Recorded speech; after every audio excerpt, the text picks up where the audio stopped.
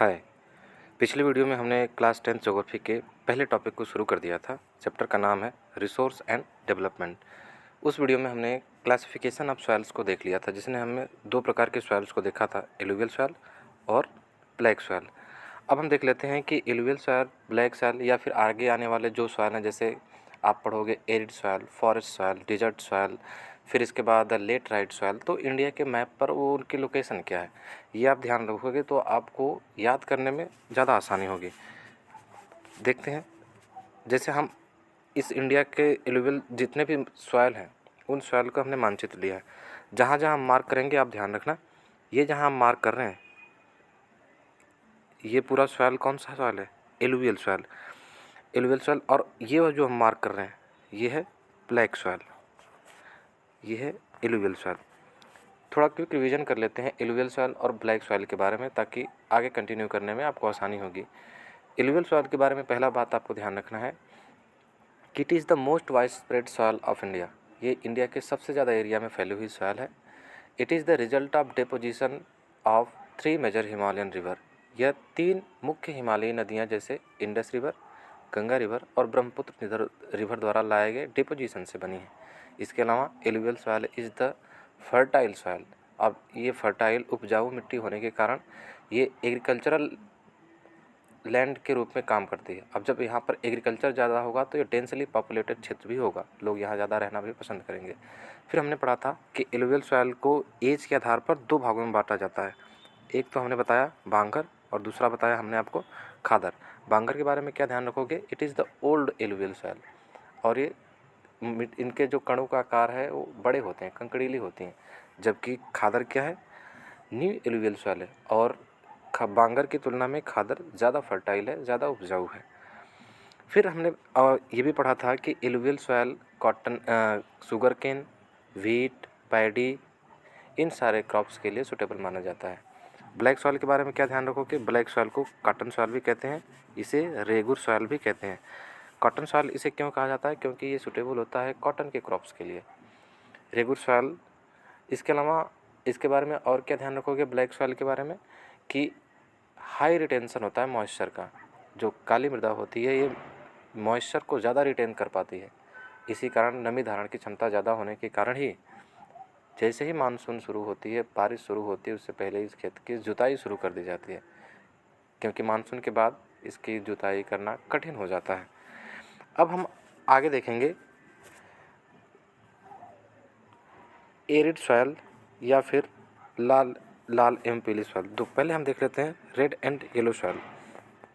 Red and yellow soil के बारे में ध्यान रखना है क्या? Develops in low rainfall area and low rainfall area of the Deccan plateau. मतलब red and yellow soil low rainfall वाले एरिया में, दक्कन प्लेटू के एरिया में डेवलप होती हैं। एक बार फिर से हम मैप पर वापस आते हैं और देखते हैं कि ये रेड एंड येलो सॉइल किन क्षेत्रों में पाया जाता है। पहले हम इसे मिटा लेते हैं। देखिए, जहाँ हम मार्क करेंगे उस पर ध्यान रखना। ये जो एरिया है पूरा, ये रेड एंड येलो सॉइल है। अब बताओ, ये पूरा दक्कन प्लेटू है, तो दक्कन प्लेटू के ये जो क्षेत्र है यहाँ पर लो रेनफॉल होता है। और ये दक्कन प्लेटू के डायरेक्शन में कौन सा है? दक्कन प्लेटू के ईस्ट डायरेक्शन में और साउथ, साथ ही साथ नॉर्थ ईस्ट में भी पाए जाती हैं। मतलब रेड एंड येलो सॉइल के बारे में पहला पॉइंट क्या ध्यान रखोगे? It is developed in low rainfall area of Deccan प्लेटू। इसके अलावा इसमें हमें और क्या बातें ध्यान रखनी है? Red colour is due to diffusion of iron particles in crystalline and metamorphic rocks. जो ये रेड एंड येलो सॉइल है, इसके रेड कलर का पीछे का कारण क्या है? इसके रेड कलर के पीछे कारण है कि यहाँ पर जो मेटामॉर्फिक रॉक्स है, क्योंकि हमें पता है कि जो दक्कन प्लेटू वो इग्नियस एंड मेटामॉर्फिक रॉक्स से बनी है, तो इन रॉक्स में आयरन, लोहे के डिफ्यूजन के कारण इसका कलर कैसा होता है? रेड होता है। It turns yellow when it occurs in hydrated form. इसका कलर पीला हो जाता है या येलो हो जाता है जब इसमें क्या मिलता है? जल, पानी मिलता है। मतलब रेड एंड येलो सॉइल के बारे में आपको ध्यान रखना है कि red and yellow soil Deccan प्लेटू के लो रेनफॉल वाले एरिया में डेवलप होती है।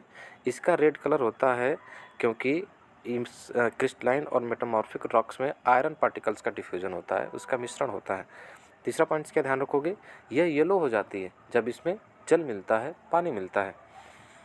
अगला देखते हैं एरिड सॉइल। एरिड यानी शुष्क सॉइल। अब मैप में एक बार फिर वापस चलते हैं और हम देखते हैं कि एरिड यानी शुष्क सॉइल किन क्षेत्रों में मिलता है।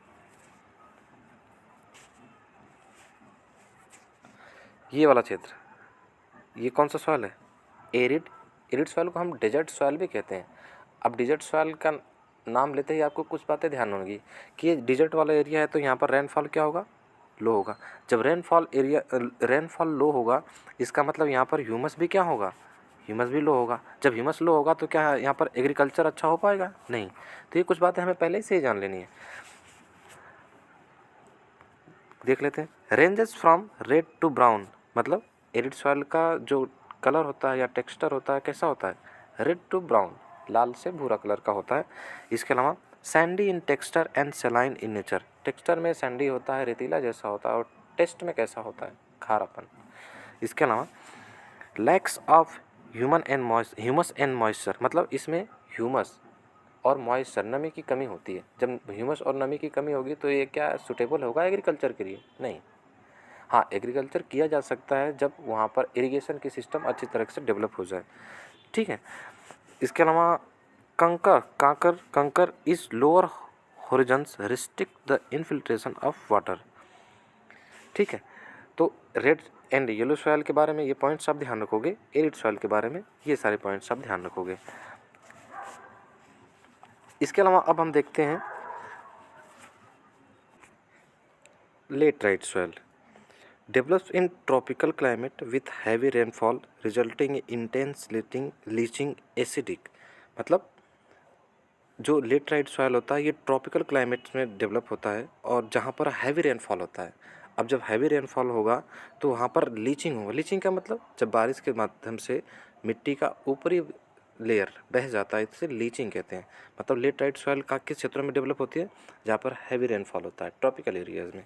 और दूसरा ये किसका परिणाम है, लीचिंग का।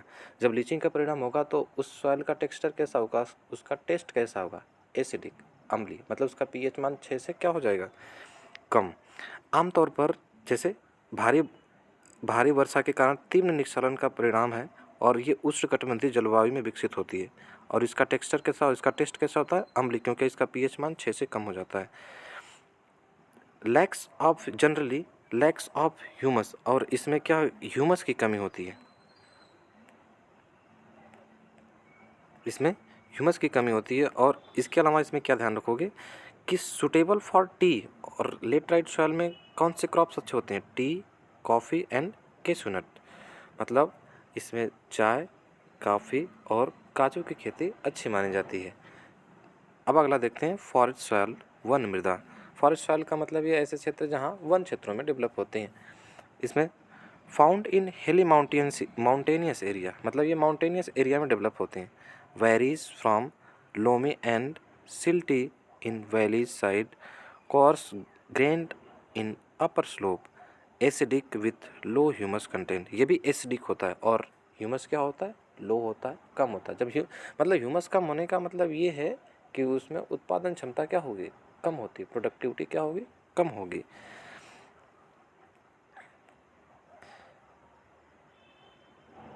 ठीक है, ये रहा, हमने सॉइल्स के बारे में देख लिया। अब अगर हम एक टेबल है, इस जितने भी सॉइल हैं उसके बारे में शॉर्ट रिवीजन के लिए आप इसका उपयोग कर सकते हो। जैसे एलुवियल सॉइल के बारे में क्या ध्यान रखना है, इसका मुख्य गुण क्या है कि ये हाई फर्टाइल होता है और किसके द्वारा बना होता है, रिवर डिपॉजिट्स के द्वारा। और कौन से रिवर मेजर हमने बताया, 3 major river, Himalayan river major river हैं जैसे इंडस रिवर, गंगा रिवर और ब्रह्मपुत्र रिवर। और कौन से क्षेत्र में है, नॉर्दर्न प्लेन में। कौन से क्रॉप्स इसमें उगाए जाते हैं, पैडी, व्हीट, शुगर केन, ये सारी फसलें होती हैं। दूसरा ब्लैक सॉइल। ब्लैक सॉइल की हमने कुछ प्रॉपर्टीज़ पढ़ी थी। ब्लैक सॉइल में हमने पढ़ा था इसे कॉटन सॉइल या रेगुर सॉइल कहते हैं। साथ ही साथ इसकी मॉइस्चर रिटेंशन क्या होती है, बहुत ज़्यादा होती है। कौन से क्षेत्र में पाई जाती है, दक्कन प्लेटू। कौन सा क्रॉप्स अच्छा होता है, cotton. Red and yellow soil, किस कारण इसका कलर रेड होता है, आयरन डिफ्यूजन के कारण। और कौन से क्षेत्र में, eastern and southern part of Deccan प्लेटू। और इसमें प्रमुख क्रॉप्स होते हैं पल्स एंड सीरियल्स। दलहन और अनाज, ये सारी चीज़ होती हैं। एरिड सॉइल मतलब डेजर्ट सॉइल कैसी होती है? सैंडी, सलाइन और मॉइस्चर की कमी होती है। राजस्थान, वेस्टर्न राजस्थान वाले क्षेत्रों में पाई जाती है। और यहाँ पर ऐसे क्रॉप्स होते हैं जो क्या होते हैं? ड्रॉट रेजिस्टेंट क्रॉप्स होते हैं, जो सूखे में भी या कम पानी में भी डेवलप होते हैं, खेती की जा सकती है। अगला देखते हैं लेटराइट। और लेटराइट सॉइल के बारे में क्या क्या बातें ध्यान रखी है? Laterite soil Greek word later से बना है, जिसका अर्थ क्या होता है? ईंट। और ये किस कारण बना है? इंटेंसिव लीचिंग के द्वारा, क्योंकि ये हैवी रेनफॉल वाले क्षेत्र में डेवलप होती है। जब हैवी रेनफॉल वाले क्षेत्र में डेवलप होंगी मतलब लीचिंग होगा। और इस कैसी होती है? एसिडिक, अम्लीय। कौन से क्षेत्र में? वेस्टर्न घाट। जैसे आप देख ले, लेटराइट सॉइल हम मैप में देख लेते हैं, वेस्टर्न घाट वाले क्षेत्र में डेवलप होती है। जैसे ये पूरा क्षेत्र, ये जो हम मार्क कर रहे हैं, ये वेस्टर्न घाट, ये वाला, इन क्षेत्रों में हाई रेनफॉल होता है ना, इन क्षेत्रों में। तो ये वेस्टर्न घाट, फिर नॉर्थ ईस्ट के कुछ क्षेत्र में, फिर यहाँ वेस्ट बंगाल वाले क्षेत्रों में, उड़ीसा के कुछ एरियाज़ में ये सॉइल डेवलप होती है। ठीक है।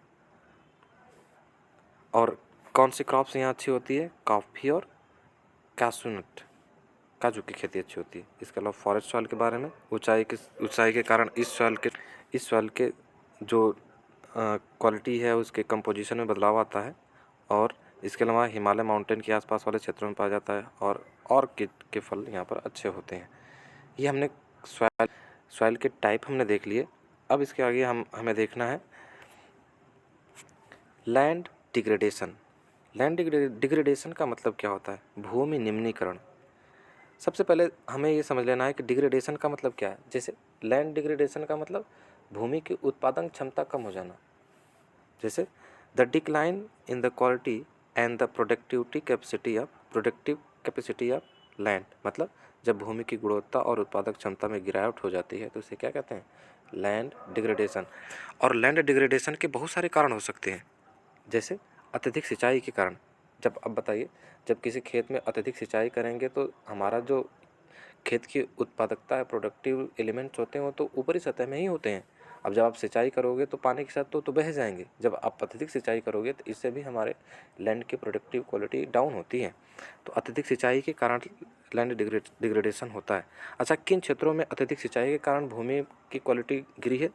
पंजाब, हरियाणा और वेस्टर्न उत्तर प्रदेश। अच्छा, इन्हीं क्षेत्रों में क्यों हुई है? क्योंकि हमें पता है जब हम ग्रीन रेवोल्यूशन लाए थे तो इन क्षेत्रों में ग्रीन रेवोल्यूशन का ज़्यादा प्रभाव दिखा था।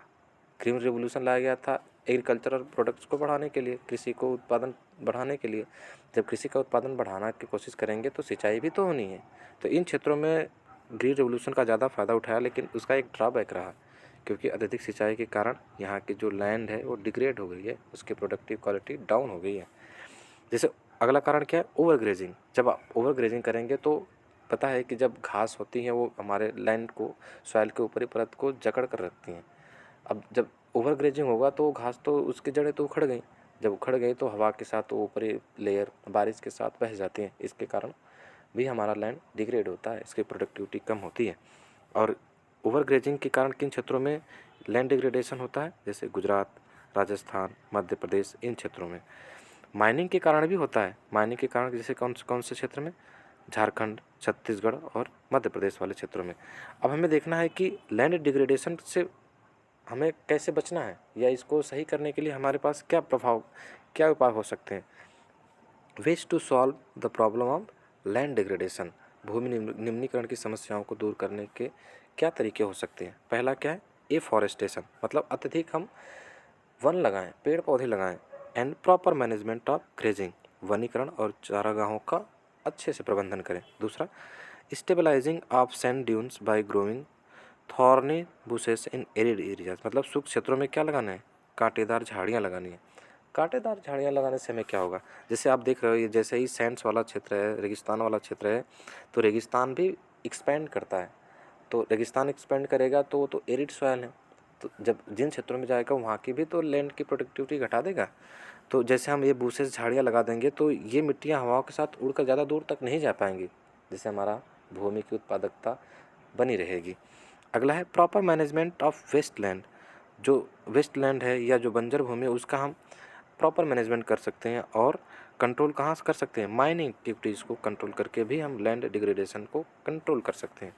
अगला क्या है, proper discharge and disposal of industrial effluents and wastage. औद्योगिक ये हमारे जितने भी इंडस्ट्रीज़ हैं उससे जो भी इंडस्ट्रियल वेस्ट निकलता है उसको भी हम प्रॉपर डिस्चार्ज, उसको भी प्रॉपर मैनेज करके लैंड डिग्रेडेशन को रोक सकते हैं। ठीक है, तो आज के लिए हम इतने ही टॉपिक कवर करेंगे। आप इसे प्रॉपर रिवाइज करिएगा और नोट्स भी बनाते चलिएगा। ठीक है, धन्यवाद।